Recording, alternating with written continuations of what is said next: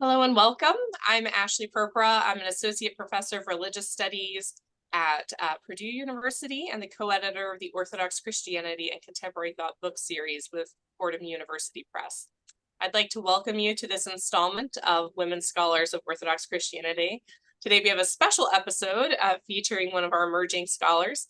And this is one of the many initiatives of the Orthodox Christian Studies Center at Fordham University. The Fordham Center facilitates, funds, and publishes scholarship on the Orthodox Christian world broadly conceived.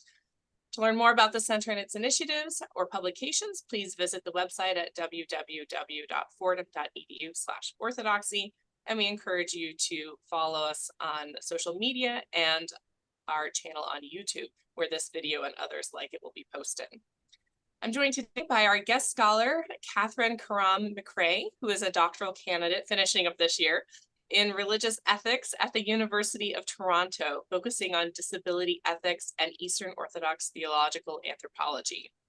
Her research investigates Christian representations of disability and reconstructs an Eastern moral philosophy around dependency, using iconographic representation of the human being as an image of interdependency. Her work on dependency as human ontology will be featured in a special edition of Zygon Journal of Science and Religion on Eastern Orthodoxy and Science Around the World, a project funded by the Templeton World Foundation. In addition to her academic research, McCray is the facilitator for mental health ministries of the Assembly of Canonical Orthodox Bishops, serving with Bishop John Abdullah. In this role, she oversees Assembly of Bishops' first workbook series written by clinicians and Orthodox faith leaders on topics of mental health and community support. Very much needed. So welcome, Kate, and to all of those joining us for this very important conversation. For our time today, as usual, we begin by having a discussion, and then we'll open it up to Q&A for the last 30 or 20 minutes or so. So for those of you joining us, please put any questions you have for our guests in by clicking the Q&A button at the bottom of your screen, and we'll get to as many as we can before the end. So, Kate, can you start us off by sharing a little bit about yourself as a scholar and what led you to this area of research? So I've always been interested in theologies of the body, and when I was doing master's work, MDiv work, I got a sort of broad exposure to different philosophical camps within the Christian tradition, and sort of acutely became aware that the Eastern Orthodox sort of theological tradition was minoritized, weirdly minoritized, right? Like, I think for those of us who do Eastern Orthodox work, it's a strange thing that Antioch and Alexandria are pillars of historical discussion and theological development, but not their descendant communities. So it's a strange experience to be Eastern Orthodox in a sort of broad setting, not necessarily Western, because non-Western theological anthropologies are becoming more and more represented, but not historically, but not as though they have a historical root system. So I think as I gained more and more exposure in different theological anthropologies, different philosophies of being, different ways that we conceive of the body as physical, material, social, the dynamic of how communities sort of facilitate whether or not a human being can flourish and thrive. All of these different like overlapping threads in the theological tradition in Christian history. I became really aware that like our anthropologies are not sort of brought into a modern space. They're not used as, they're used primarily as historical mechanisms, and not as thriving social frameworks through which we can ask ethical questions today. So that was my first kind of foray into realizing that the social ethics of the Eastern tradition was sort of an untapped resource for modern ethics. And then for disability work, I think for me, one of the most exciting and pressing areas within critical methodologies, sort of sum total as a broad sort of methodological stance, critical disability work is still sort of underrepresented, but similar to Eastern Orthodox anthropologies, like in the background. We're discussing the body, we're discussing age, we're discussing how different societies and different cultures define things like gender, limit the parameters of what women are expected to do by discursively representing them and telling them what they should be, right? Like we recognize that there's a social infrastructure that tells certain groups that they're minoritized, whether or not they're actually population-wise minority, that they are normative or non-normative, that they're important, that their knowledge systems are important, that their lived experiences are either systematic and core and canon to church tradition, or they're peripheral, they're non-important, they're secondary, they're special case theologies, right? They're like, we have a lot of special interest groups, and we don't often think about how segmenting theologies like that represents a moral system and a sort of gradation of what we consider to be important. So disability became a really natural space for me to get a lot of just personal gratification. We can ask questions about what ability even constitutes. We can ask questions about what different performative attributes look like in different social spaces. So those are sort of like framework understandings that I really appreciated as I was kind of coming up in education, in theological education. And then personally, our family has several members with disabilities, and I found it really gratifying to be able to be disability positive in our response to variable bodies and unexpected circumstances. So I can say more about that as we get into other questions, but that's been a really personally gratifying sort of gift, and something that I feel sort of responsible in and excited about sharing with other scholars and with the Orthodox Church writ large, because we have an opportunity to kind of be resilient and positive when faced with unexpected circumstances or physical variability in a way that I think is really exciting.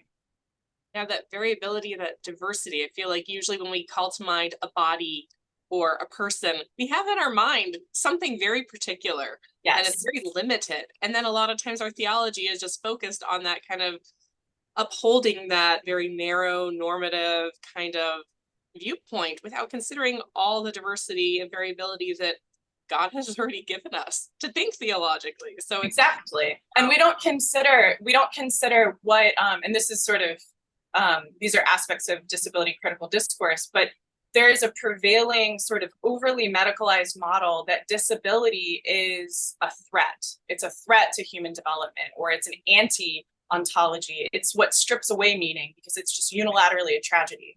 And what that communicates to all of us is when we experience physical, cognitive, or psychological changes, that those are just unilaterally bad, right? And so when we welcome someone into our community, when we welcome a disabled child into our family, that compromises our ability to see that person as someone who offers a full range of capacities, right? And differences and diversity and variability. And so when we view this like super narrow, perfected or perfectible person as like, that's what we should be, especially spiritually. We should be able to be perfected, and we should somehow already have gotten there. We're naturally perfect and aimed toward perfection. Somewhere in there, we should be perfect already, right? And we have this really fixed perspective of what that perfection looks like. All of the senses, super strong, like it becomes a caricature of itself. And it reflects back to us the judgments that we make about our own bodies. Whatever we say about disability sort of reflects communal attitudes about what perfection even looks like, or what our moral goals even are. So I get really excited about having disability positive conversations because it brings the whole community together in a completely different way. I think it also disrupts a lot of our assumptions that are theologically problematic. So absolutely. Maybe let's take a moment, and can you explain to us a little bit, how is disability frequently understood in Christianity? How is it characterized? Obviously, there's a lot of scriptural sources that people draw on, and how might these characterizations either be theologically or pastorally problematic or resourceful? So in this sort of space of disability discourse, there have been several major books that have traced a historical historical representations of disability, which are almost unilaterally grouped in tragedy narratives and healing, right? So we can think about the Synoptic Gospels representation of disability, either physical disability or what we might understand today to be a psychological disability, or a psychosocial disability. And those healing narratives are often used to support a perspective that groups disability with unwellness, with illness, so that what needs to happen there is that Christ intervenes and heals that person of a disability. And what's interesting here is that church tradition kind of often runs against what we expect it to be. So the majority of research, like I've sort of covered, focuses on Western tradition as the Christian tradition. And, you know, we have personal investment in disrupting that narrative. But another sort of social reason why it's good for Eastern Orthodox people to sort of represent an alternative, a geographical alternative and a social ethics alternative, is that we really do have a different sort of resource take on scripture. We view it in social context, right? We view it in our context and we resource it differently. And there's all these interpretive mechanisms that the East houses that, you know, the West may not, or it's fallen under lack of usage.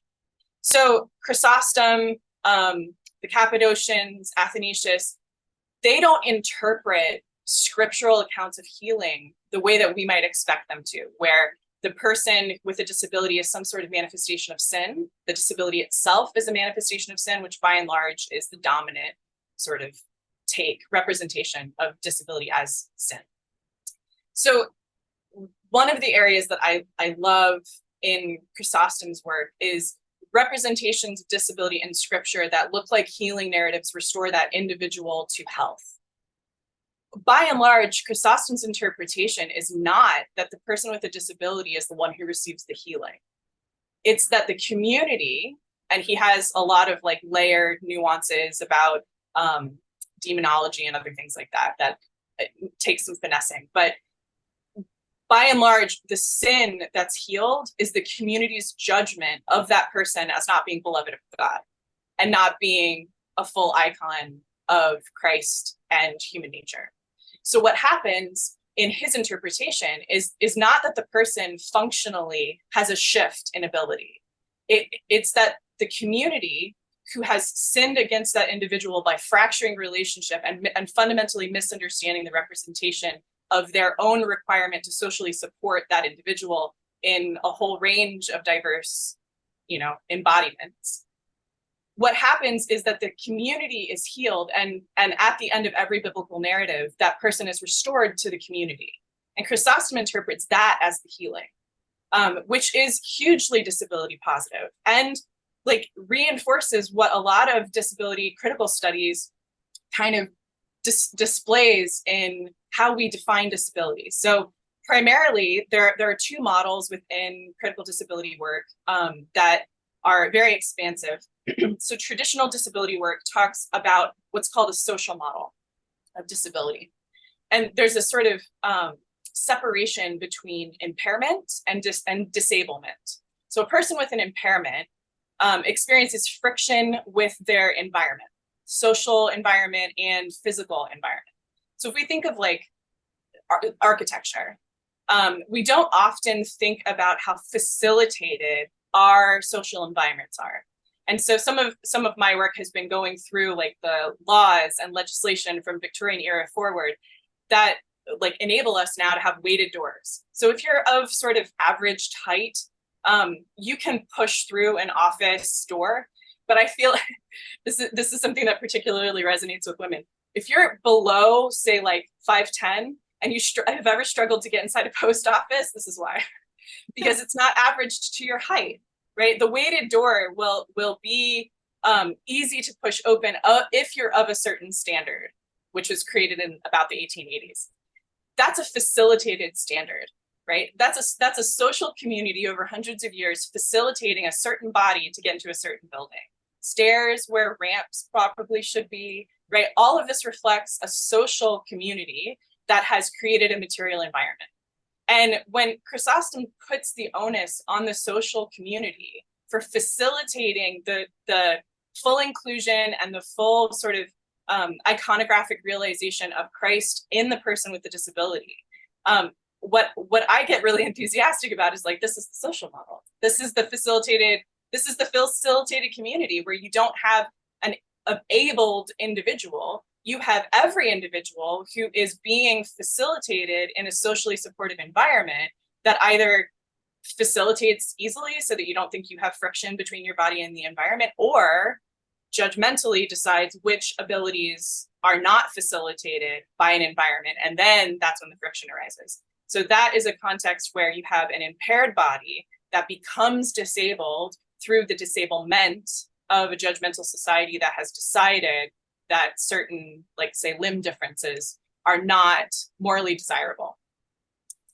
So seeing that in the patristic tradition is so exciting, right? It creates an entirely different moral framework from which to argue what disability even represents in Christian thought. Well, and even too, like, who's responsible for making these places more accessible, right? Or for that inclusion.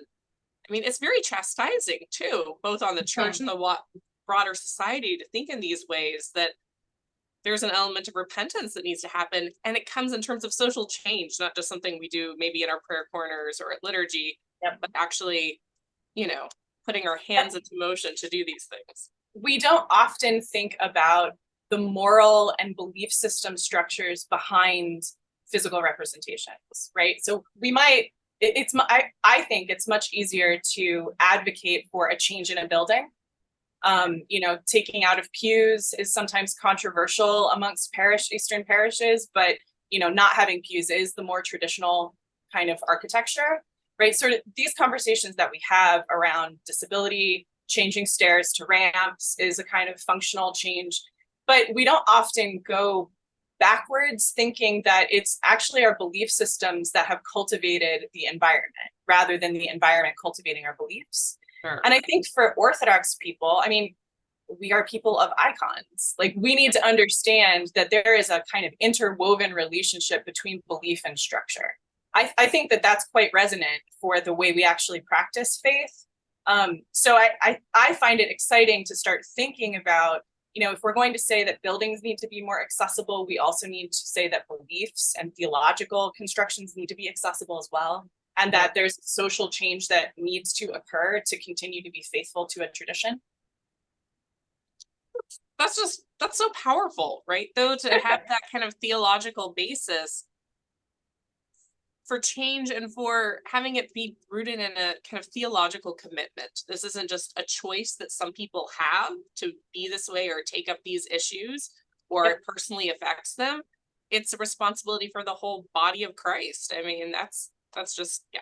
All right. And it's an opportunity. I mean, it's an opportunity for us to really think about what we are defining certain aspects of embodiment to be, and even orthodoxy itself. So one of the things that I like to tell students is that, you know, we think about orthodoxy and we might hear reflected to us that orthodoxy is about right belief.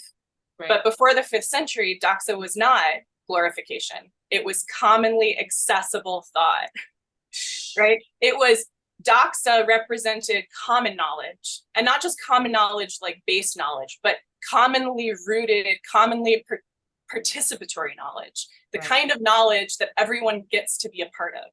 And so I like teaching the early councils in that way too, as ethics, where the early councils are not just arguing abstractions. They're actually arguing for real people groups that were saying that women, children, and people with intellectual disabilities were not full human beings. Right. And when we start thinking about the councils as establishing what human nature is because of a real harm, it sort of radically shifts what we think history to function as, right? We're participating in something. And if we're still a part of orthodoxy, like a commonly held tradition, we need to be accessible, but we also need to participate. So in that way, there's not this like edifice of the tradition, and then I need to just sort of keep that and be as traditional as possible. Realistically, being traditional then means being highly participatory, right? And it's sort of like the parable of the talents, not burying the tradition in the ground, but instead taking that tradition and asking critical questions of how I personally invest in the tradition in a faithful way. So that reframes what we think of as being orthodox even, right? If I have to participate and I need things to be accessible, then I can't just sort of sit and receive tradition and just maintain structure. I need to actually participate in that structure to be called faithful. And interrogate structure itself too, right? And ask And always be moving, always be becoming, right? We understand ourselves as having a trajectory. I'm not a fixed person with a fixed sort of spiritual life. I grow over time. Right. Yeah. So that's, I mean, this is all just wonderful to hear. And I think it really does change what a lot of, when people just encounter maybe scriptural stories or kind of handed down sayings or approaches to disability, they think of, like you said, unwellness, sinfulness, these types of things that are not theologically helpful and are not theologically correct, right, or consistent with orthodoxy. What theological resources do you find from within orthodoxy, but also outside? I know some of your work is considering what other Christian traditions have done. What do you find most resourceful for developing a disability ethics? So the field of disability theology, which is sort of a subfield of systematic theology, and it blends a whole host of different resources, sociological resources and social ethics and others. It's overwhelmingly Protestant and overwhelmingly Reformed Protestant. So I interface a lot with those areas of scholarship. And overwhelmingly, as a person outside of those traditions, I think I have the advantage of being able to see them sort of mechanistically. So I see these anthropologies as sort of obligated to an early modern history in a way that Eastern traditions are not. We didn't undergo the same process of political revivalism, and we didn't undergo the same sort of highly individuated subject that Western Europe experiences politically through the Reformation, and through the transition from monarchy systems to private governments, individualized governments. And so part of my work traces those histories sort of as an outsider. And I think that's a gift that we can give to sort of theological studies in general, because as an outsider, I can sort of see how the pieces have fallen into place in ways that were historical, but not necessarily ideal, right? So the Western moral tradition shapes virtue ethics as coming from Aristotle. And I think probably we've all heard Aristotle, Augustine, Aquinas, right, to present day, and that there's this continuous tradition and it's unbroken from Aristotle forward. Well, the East experienced what it was like to be on the receiving end of the Crusades. Right. We know, we know you didn't have Aristotle from Aristotle's time forward to Augustine. That has a violent history, right? And there's a lot of nuance that's being lost in creating that kind of cohesion. And in creating cohesion, losing that nuance means that we also lose emphasis on certain traditions. So Nancy Easland is the primary sort of creator almost of disability theology. She wrote a book called The Disabled God, which I highly recommend. And my research interfaces with her book heavily. She's Reformed. And so for her, she doesn't trace this history this way. She doesn't go back and pull lost traditions, but she does, almost like Kismet, she does have a term called hidden histories. And I'm like, this is exactly the spot. This is where we have underrepresented or violently subjugated certain traditions. And for her, hidden histories have to do with the disability community, right? That there have been disability positive traditions in history that have been lost to time, that have been segregated out of the population through residential schools and hospitals, that have been literally physically removed from discourse. And I think that that's extremely compatible with what we know of power discourses, right? What we know from Christian history, that this idea of one singular Western virtue tradition that's super cohesive and it's all we've got, right? That it's a thin narrative. Right. It's sort of a tragic narrative.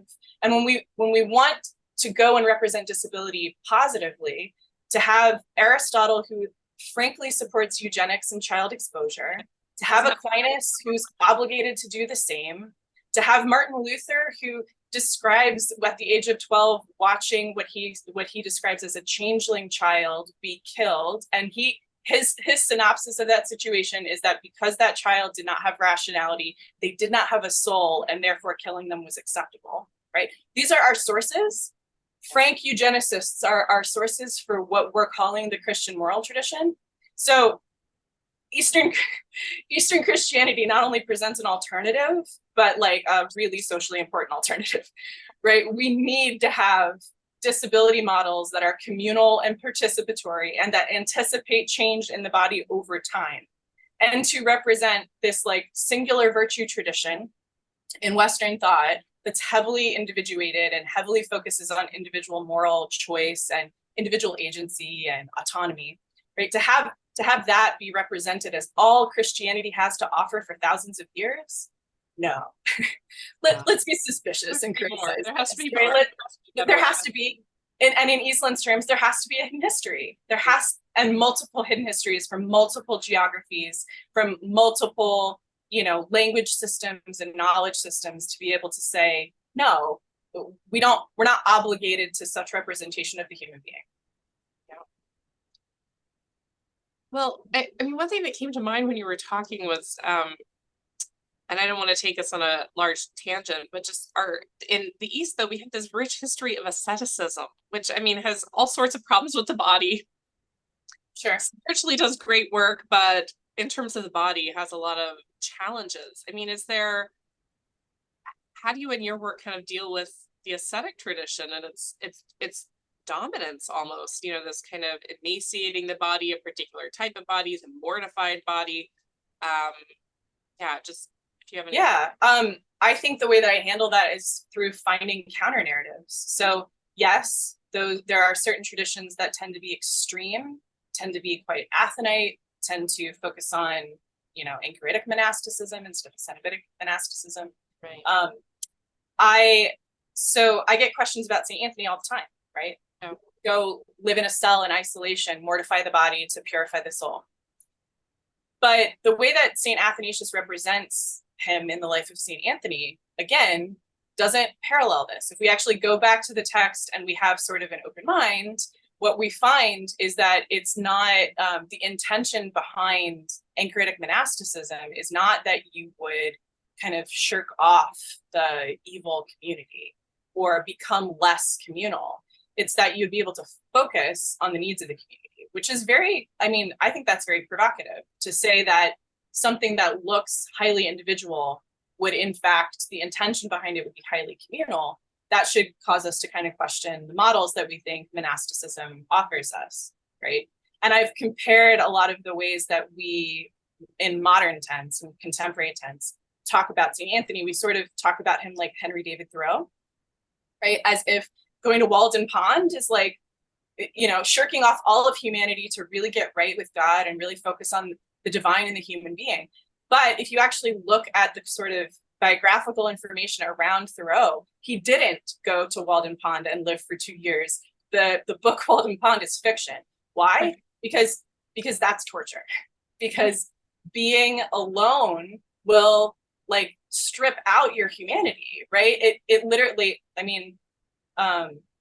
this is a form of torture that many Christian advocacy groups are trying to do away with in prison systems, right? So when we start to realize that maybe these are areas that we can even interrogate, we can be more expansive about how we think about the physical and the soul.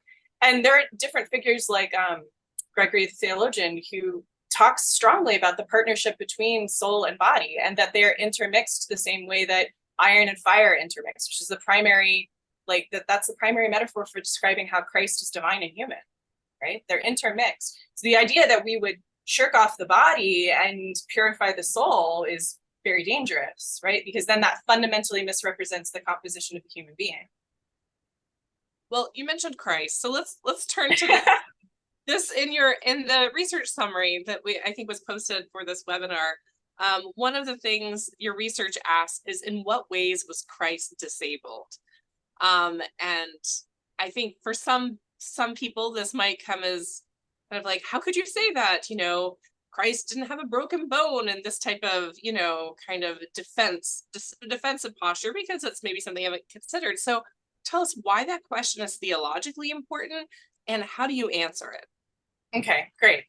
So Nancy Easland, I mentioned, she writes the book The Disabled God, and she heavily resources Jürgen Moltmann, if people are familiar with him, where Christ experiences suffering as the primary mode of entering into human experience. And Christ, through suffering, enters into primary solidarity with humanity. And I argue that this is a problematic space to put disability in. So she says that Christ is incarnated into disability through suffering on the cross. And because of this location, she still attaches sin, right, to disability. So my primary question is, how do we incarnate disability differently so that we can finally detach the relationship between representations of disability and representations of sin? And for us, the cross is not primarily a propitiatory symbol.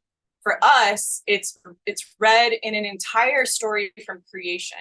And so I went back to the representations of humanity at creation and representations of how Christ becomes embodied, period. And what we find in Athanasius, St. Gregory the Theologian, is a representation that Christ takes all aspects of being human, all of them. That which was not assumed was not healed, right? So every aspect, even if we don't like look at Christ's body and say, okay, male, Jewish, 5'6", you know, dark complected, in the Roman government, right? Like all these qualities. In the East, we don't sort of look to Christ's sort of physical representation as the sum total description of his embodiment. Instead, we look at the iconographic representation of humanity as pointing back to Christ. Christ is the firstborn of all creation, all creation. So what that means is that every aspect of what it is to be human has been redeemed through Christ's assumption of it.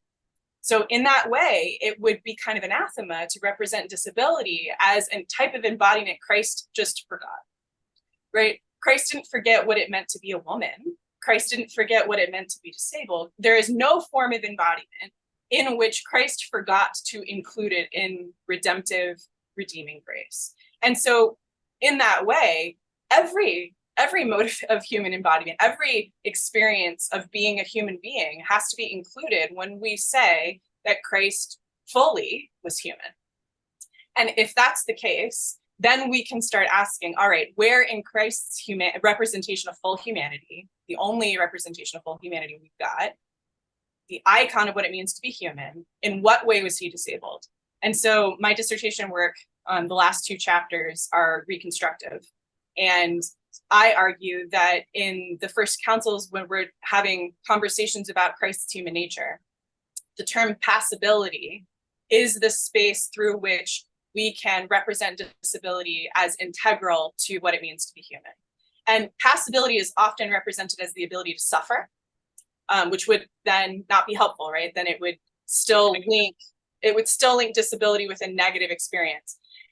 But passibility is more than this. Passibility is not just the ability to suffer, it's the ability to feel emotions and to be contingent, to be acted upon by one's environment.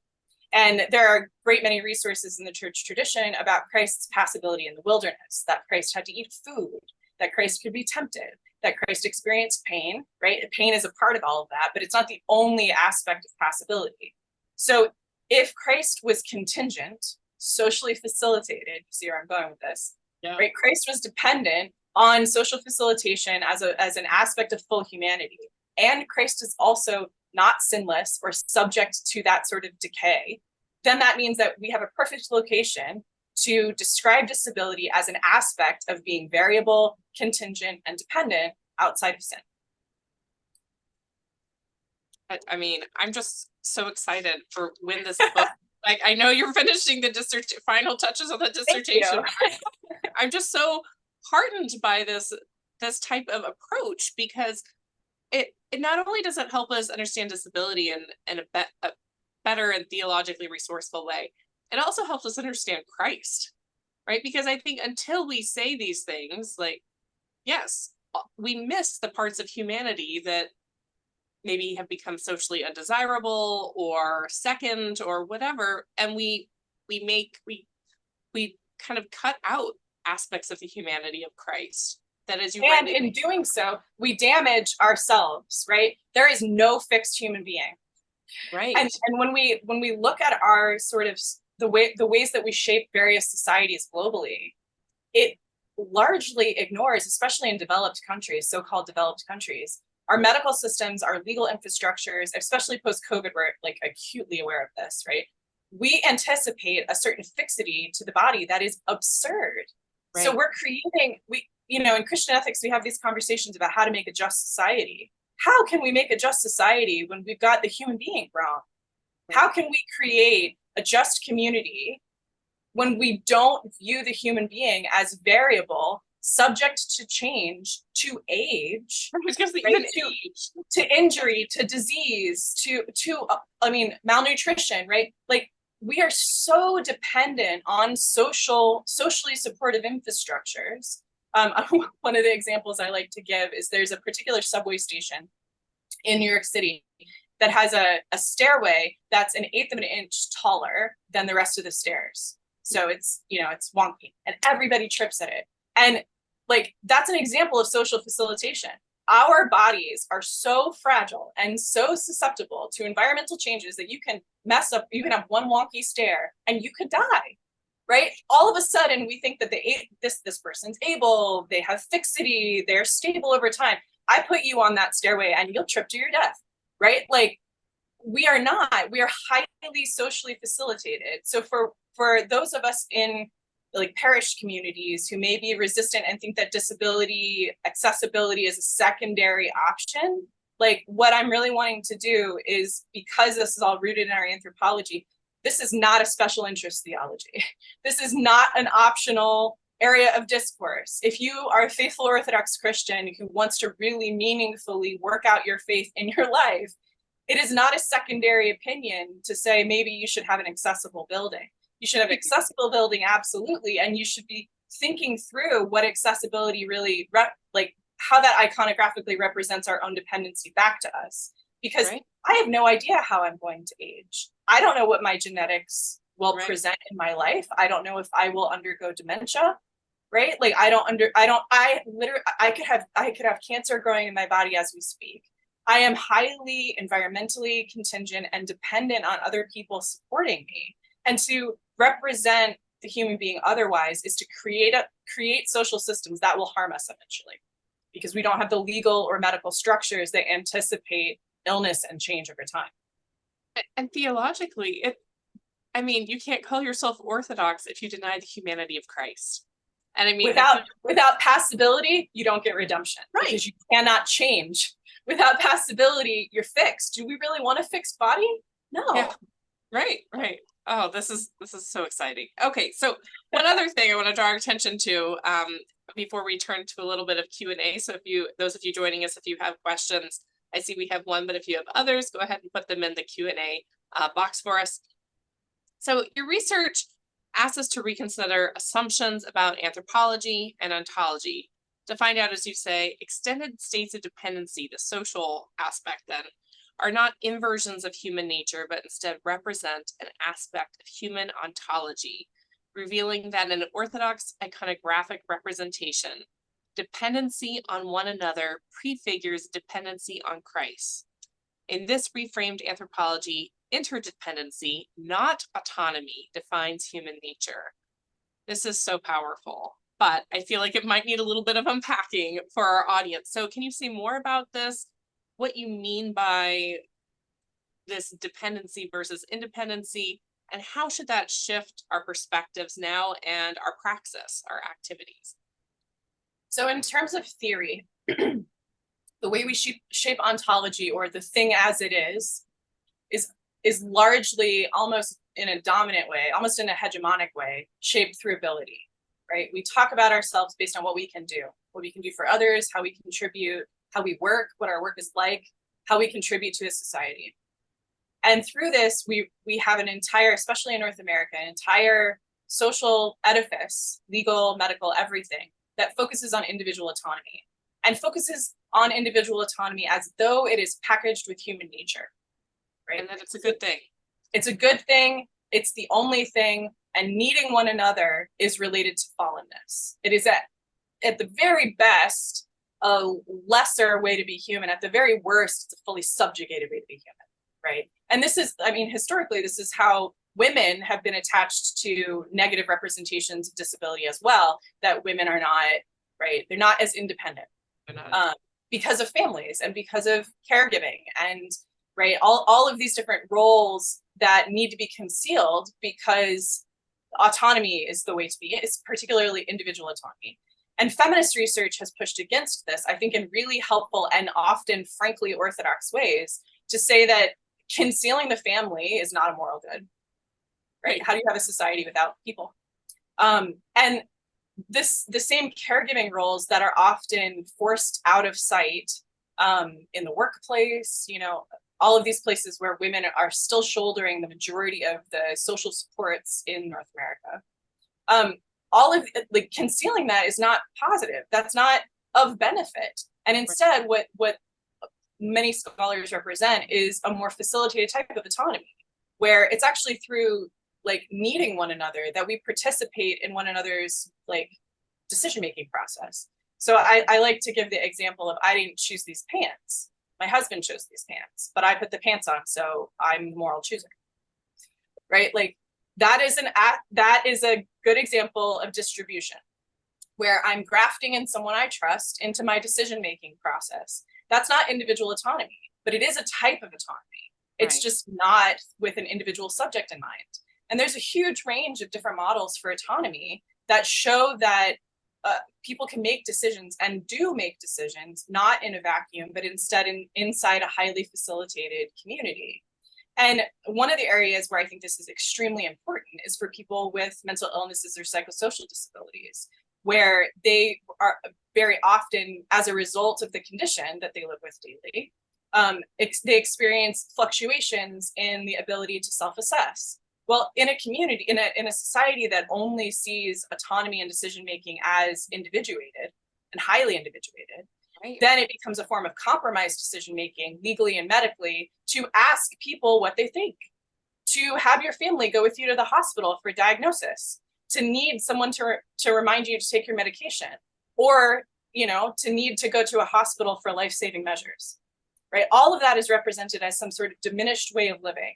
And I think that's tragedy, right? It's not a diminished way of living. It's just a basic way of living. Every single person makes decisions inside of an extremely complex web of other people's contributions, you know? And I mean, that includes family, friends, chosen family, right? We need all of these infrastructural supports on the daily. And yet, because we conceal them and don't represent them as the majority way of making decisions, we overly disenfranchise people who are not making decisions differently than the average population, but are experiencing an extremely disproportionate amount of stigma, right? And so for me, reshaping all of this autonomy language and aiming more toward a dependent subject has a couple of different communities in mind. And one of them primarily is people who experience psychosocial disabilities are often extremely misrepresented in Christian tradition. Madness discourse is horrifying. The way that the church has largely portrayed people with psychosocial differences has been like to surveil the way that they view life, rather than seeking to like contribute to the moral flourishment of those individuals, right? And seeing them in a communal infrastructure. So when I reorganize my argument for how we can view dependent ontology, I have people with bipolar disorder in particular in mind, and ethnographies of group therapies, where it's a perfect example of how you graft someone that you trust into your decision-making process. And you ask people within your family, where do you think I fall on the numbers scale right now? Do I sound stable? Right? I can't really view myself the way that a person without bipolar disorder or another mood disorder would be able to do it. That's totally fine if I have trusted community members who can facilitate the same amount of moral range in decision making, right? So if we shift what we expect about the human being, all of a sudden disability positive discourse sort of becomes normative, you know, and it's better for all of us because it's how we make decisions anyway. Well, and I feel like, in terms of theology, your point of being dependent on Christ, but also the kind of rich spiritual tradition and orthodoxy of having somebody else, you were spiritually limited, right? So we already do this and hold this up as have, a spiritual mother or father, have somebody that can tell you what, a trusted person that's going to help you make these decisions. I mean, we literally wouldn't have confession. We would not have confession. We have a sacrament where you're not allowed to be independent. And it's supposed to be a trusted relationship where you take their advice and apply it to your life.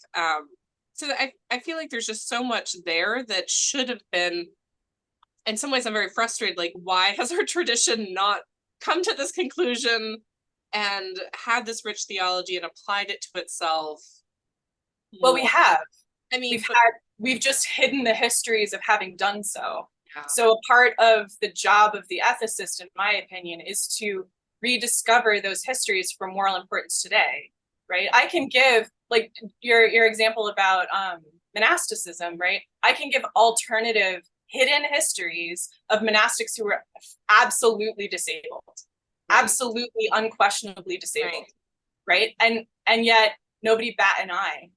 Right. Nobody quoted canon about how they needed to have a whole and perfect body, because their interpretation of a whole and perfect body in that context was Christ's body.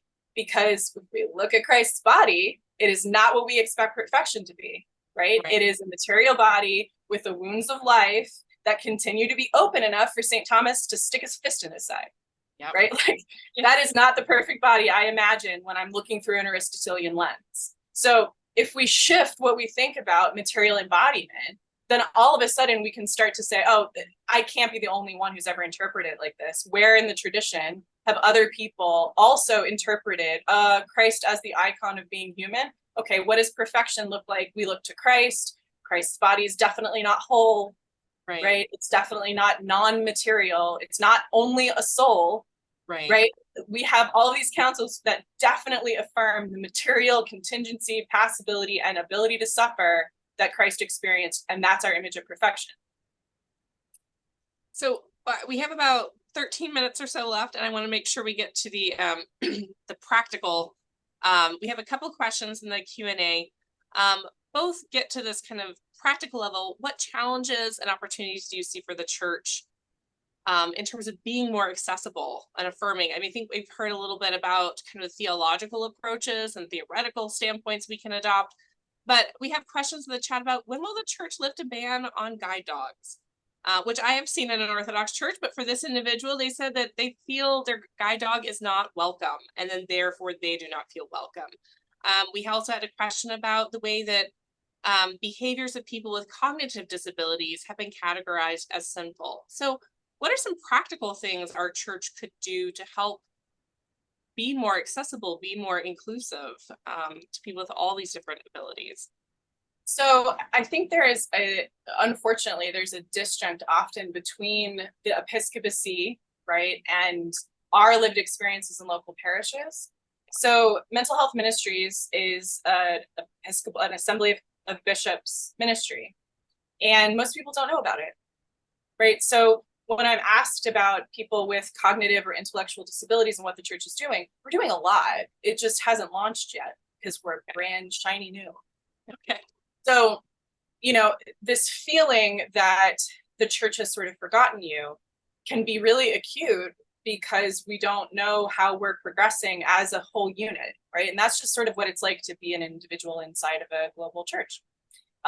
There are other organizations like Fully Human, which I'm a part of through the GOA, that advocates for people with disabilities and is currently creating a whole huge range of resources, beginning with deaf language resources for every parish in the US, right? Seeking donors, by the way.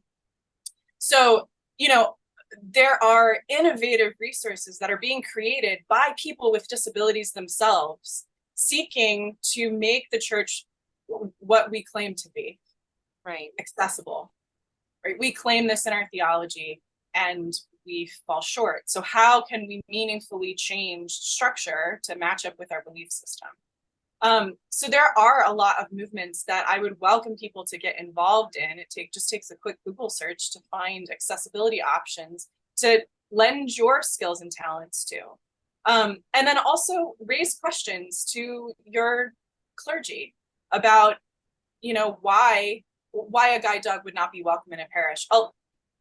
It's a beautiful thing that we have a plurality of different traditions. It can be frustrating because that means that in, a Slavic tradition or Antiochian tradition or a Greek tradition, there may be different practices. But one of the nice things about that plurality is it creates a range of resources cross-jurisdictionally. So ask your parish leadership why their stance is a certain way, and make sure to let them know, hey, like, not everybody does it this way, right?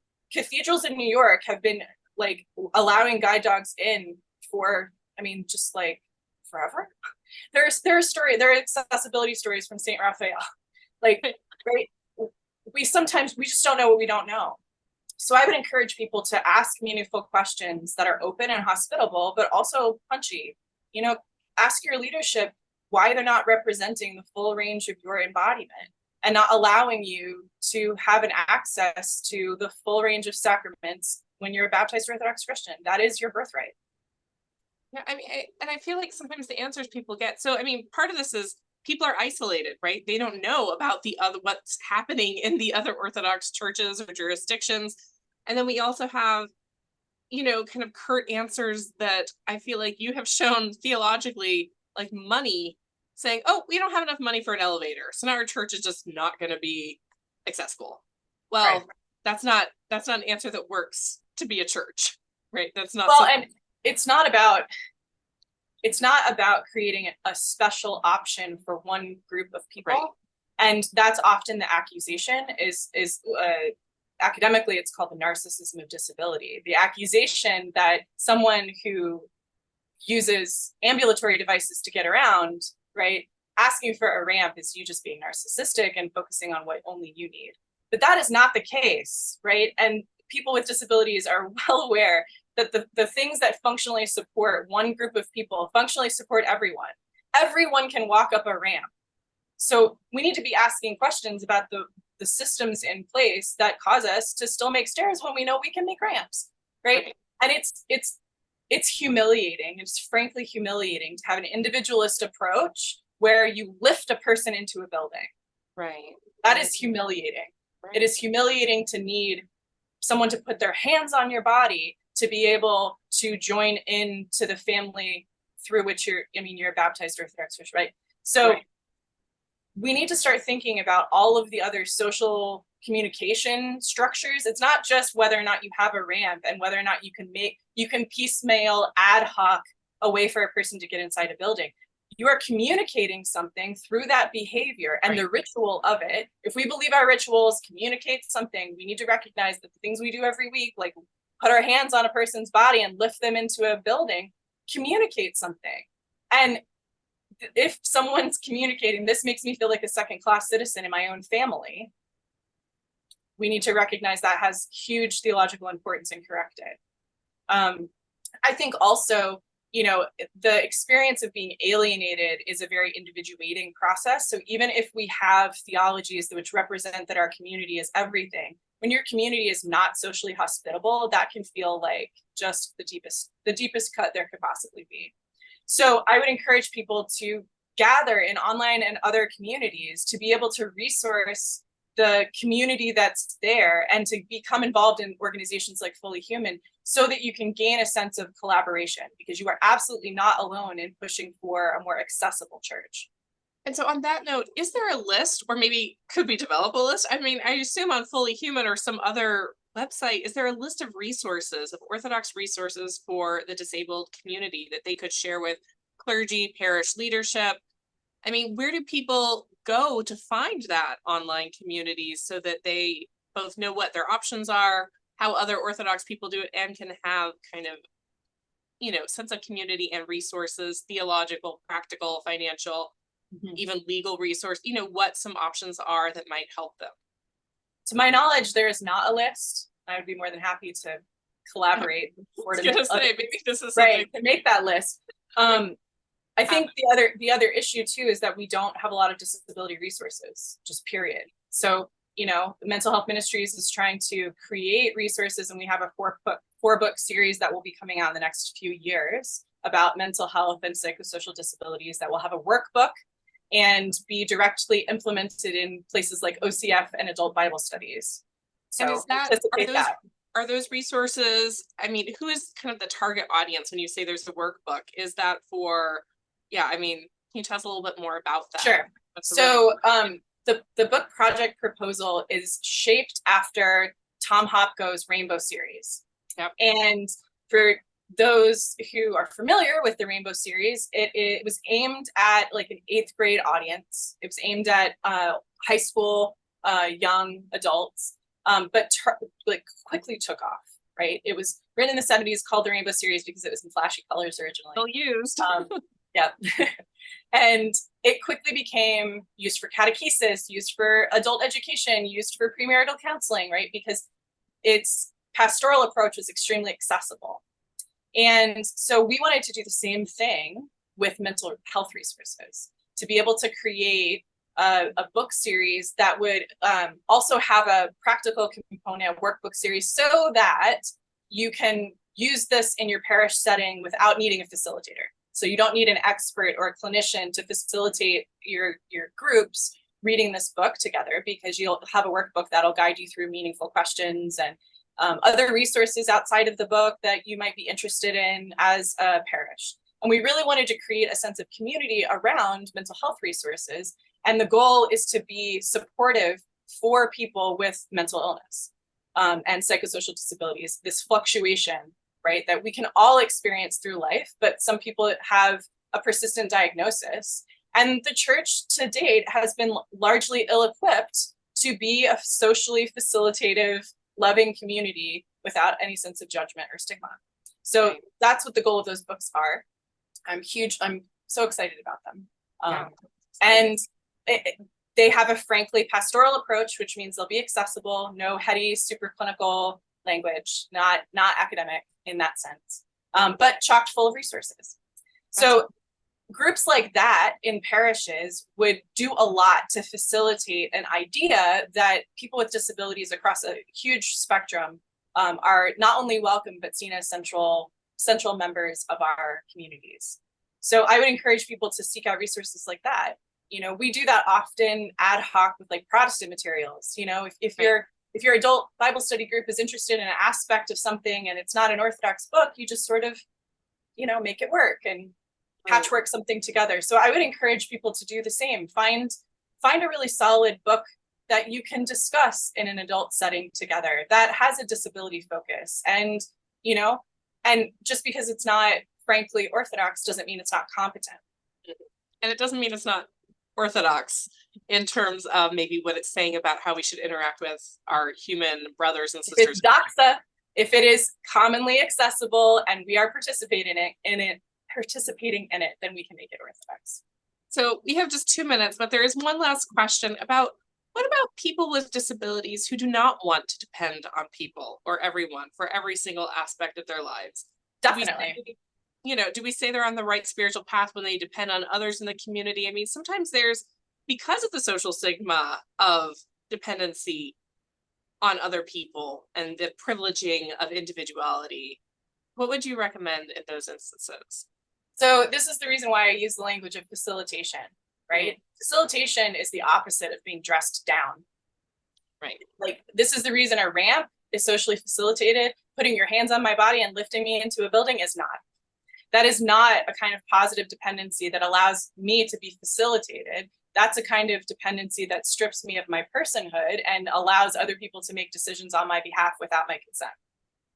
That is not social facilitation. That's disablement. And so I think that question is quite profound and is definitely a part of how we need to ask questions and then allow people with disabilities to speak for them themselves. Like, we cannot take over the voice of people who want to say, this feels good for me and this does not feel good for me. This feels edifying and facilitative and this does not, right? That's how we know. It's not opaque.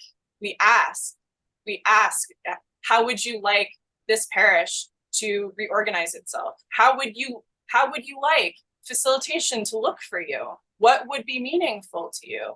And I've, so a ramp is a sort of straightforward physical kind of facilitation. But for people with psychosocial disabilities, that can become kind of opaque quickly. And I gave the example of mood disorders where, decision making is compromised by the disorder itself. So that can become an area where what felt good yesterday does not feel good today. What felt like facilitation now feels like you're edging on my capacity to make decisions for myself. So this just goes to show that we need to be responsive. There is no fixed body, right? We are not fixed. I feel like that also then goes to, it helps cultivate humility, right? Like, I can't assume that I know what you need. I have to continually honor your personhood and you as an image of Christ and ask, right? And make space for mystery, because I don't even know myself well enough to be able to give some sort of stable list of what my needs are for all of time. That's sort of silly. And people know that this is another one of those intuitive ways that we know this. I gave the example of my husband picking out my pants. We make collaborative decisions all the time, and sometimes that feels helpful and sometimes not. And everyone who lives in community knows what it's like to sort of accidentally step on someone's toes, get corrected, and back up, right? And if you have that humility to be able to say, sorry, I had good intentions, but my intentions overstepped. I can edit my behaviors. That's how we learn to just be responsive people. Well, on that note, I think we're just about out of time for today.